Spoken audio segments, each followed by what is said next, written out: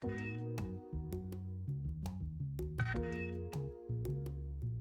guys, it's me, Dena from Denbry Consulting. I hope everything is going well in your world.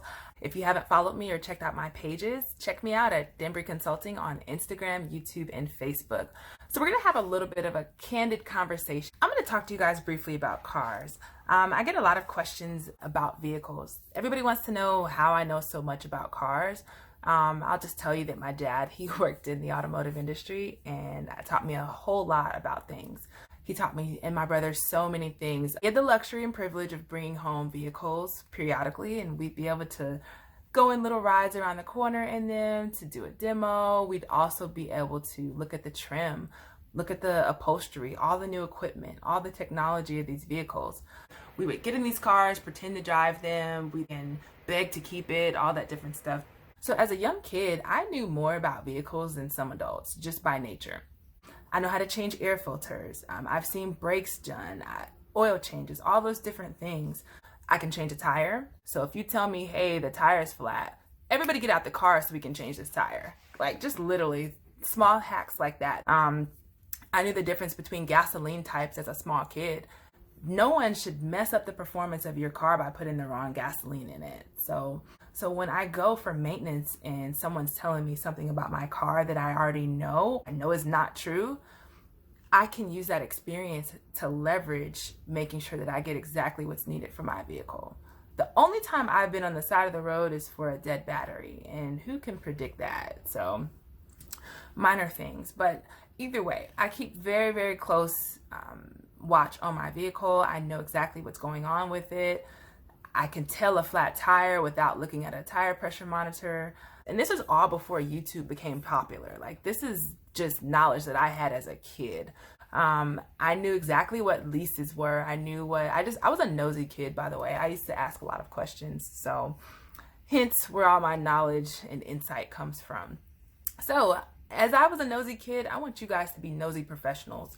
I want you to ask me questions. I want your feedback. I want to know exactly what's on your minds.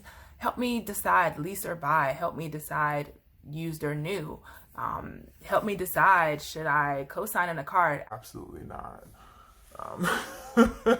Just being honest here.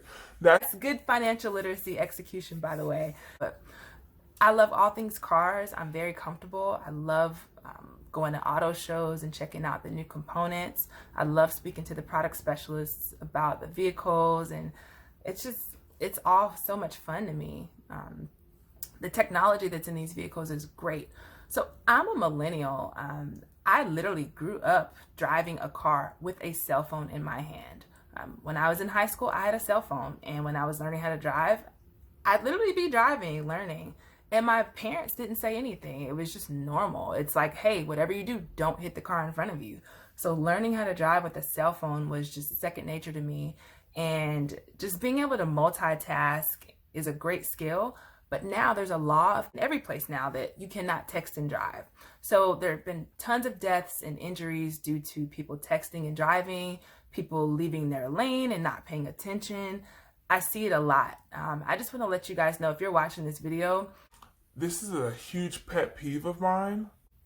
If you were in the left lane, that is the fast lane, okay? On a road in the United States and North America, the left side of a highway or a freeway is a fast lane. It is intended for passing.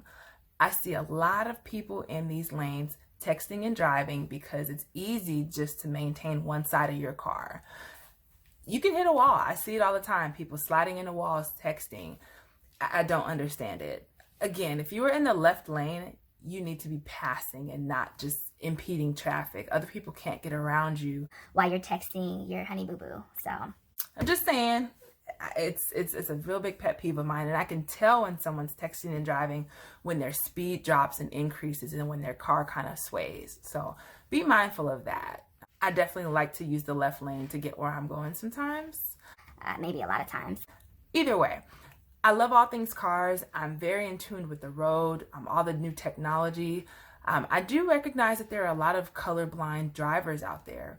Hence that flashing yellow light that we see now. That's to assist those to clear up intersections, and for those who are colorblind. If you notice the sequence of lights, they're red, yellow, green, And some of them are horizontal, some of them are vertical. It just depends on where you are. But be mindful that people may not know the difference or be able to distinguish the difference between red, yellow, or green.